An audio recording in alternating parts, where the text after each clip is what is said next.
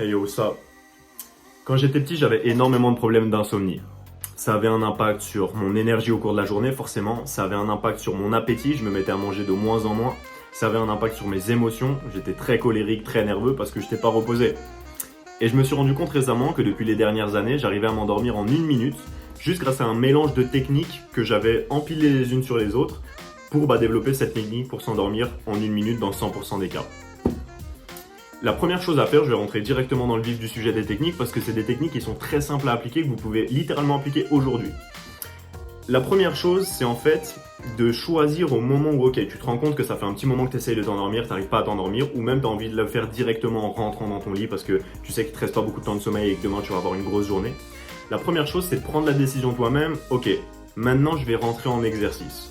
Ce que je vais faire à partir de maintenant, c'est rentrer dans cette technique pour m'endormir rapidement. Et donc tu mets ta concentration et ton focus sur bien appliquer les exercices tout en restant détendu évidemment. Il ne faut pas que tu sois stressé comme si tu allais rentrer dans un combat, tu vois. Mais tu te prépares psychologiquement et tu dis ok, à partir de maintenant, tout ce que je fais, ça va être mettre en place ces techniques-là. La première chose, c'est de choisir une position confortable. Ça peut paraître bête, mais ça va être logique pour la suite. C'est-à-dire, bon, si tu te mets à moitié sur le côté, sur ton bras, tu sais que tu peux te réveiller, ça va être gênant, etc. Il faut que tu te mettes dans une position où tu sais que tu n'auras aucune douleur, c'est une position que tu aimes bien t'endormir dans cette position, ça t'es pas gêné, quoi. Pourquoi? Parce que l'un des trucs qui nous maintient beaucoup éveillés, c'est de beaucoup bouger dans la nuit quand on est insomniaque. Et pourquoi est-ce qu'on fait ça? Parce qu'à partir du moment où tu as choisi cette position, tu vas rester complètement immobile, complètement, jusqu'à ce que tu t'endormes. Et en fait, durant cette immobilité, ton corps, il va t'envoyer des stimuli. C'est-à-dire que tu vas ressentir des démangeaisons, des endroits où ça peut même te piquer, te faire mal. Et c'est simplement des tests que ton cerveau envoie à ton corps pour s'assurer que tu es endormi ou éveillé. Et si tu réagis pas à ces stimuli, même quand c'est des douleurs, même quand c'est vraiment des gênes intenses, et c'est pour ça que c'est important que tu choisisses une position où à la base, tu sais que ça ne peut pas générer de douleur. Comme ça te permet de te dire quand tu ressens une douleur, ok là c'est juste mon cerveau qui teste pour savoir si je suis encore endormi. Tu ne réagis pas, la douleur ou la démangeaison va s'arrêter au bout d'un moment. Ça peut être des fourmis ou ça peut être autre chose. Et ensuite, tu sais que ton cerveau va rentrer en mode sommeil. Il vient de faire un test sur le corps, il se dit ok, le corps n'a pas réagi, visiblement on est endormi, on va commencer à tout éteindre. En même temps que tu fais ça, que tu as choisi cette position confortable dans laquelle tu sais que tu vas rester, tu vas faire de la cohérence cardiaque.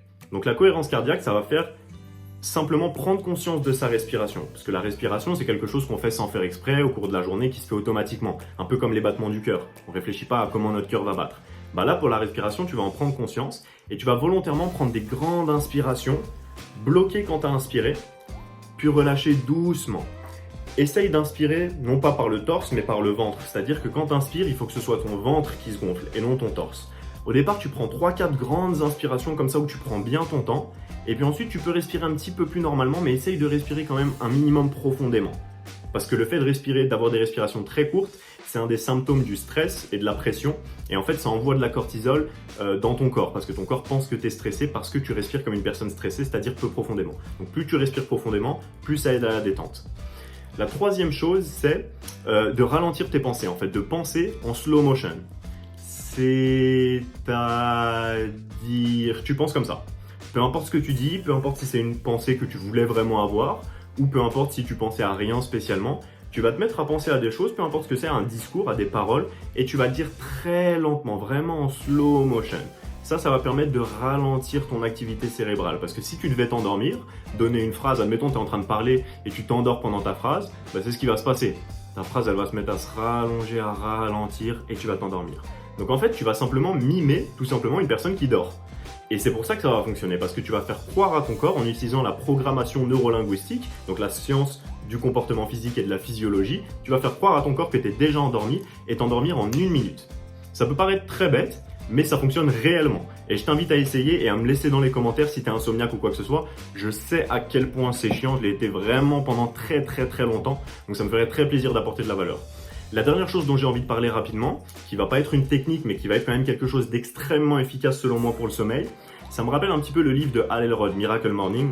Je sais pas si tu en as déjà entendu parler, si c'est le cas, si c'est pas le cas, c'est un livre sur les routines matinales, le fait d'avoir la meilleure routine matinale, les meilleures choses à faire le matin pour pouvoir passer une super journée, avoir plein d'énergie, etc.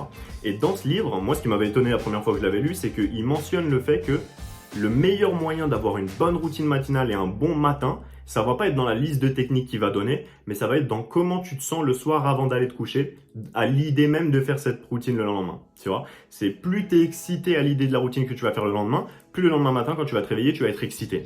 Et bien là, c'est la même chose, sauf que nous, on cherche pas de l'excitation, on cherche du calme et de l'apaisement.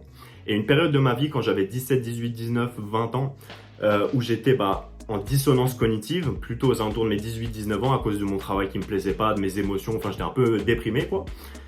Et ça jouait énormément sur mon sommeil. La dissonance cognitive, c'est le fait d'avoir plusieurs émotions qui rentrent en contradiction les unes avec les autres, tu vois, qui font que tu te sens pas en accord avec toi-même, etc. Et ça joue énormément sur le sommeil. Parce que le sommeil, c'est à la fois ce qui nous permet d'être en bonne énergie, etc. Mais c'est aussi ce sur quoi les conséquences de ce qu'on fait dans la journée vont se répertorier. Si tu te sens pas bien, tu vas avoir un mauvais sommeil. Et si tu as un mauvais sommeil, tu vas aussi ne pas te sentir bien la journée. Donc c'est-à-dire que c'est un rapport de force entre la journée et le sommeil qui est constant. Et prendre soin de son sommeil, ça va améliorer ta qualité de vie énormément. Donc mets en place ces techniques-là qui sont très simples, très rapides, extrêmement efficaces et il faut bien les faire en même temps. Je récapitule. Tu choisis de rentrer dans la technique. Tu dis ok, à partir de maintenant, je choisis de m'endormir. Tu te détends physiquement, évidemment, tu relâches tes muscles, tu choisis une position qui te plaît. Une fois que tu as trouvé cette position et tu dis je suis ok à m'endormir dans cette position, tu vas respirer profondément en faisant gonfler ton ventre et pas ton torse. Et en expirant par le ventre et en bloquant quand tu as inspiré. Donc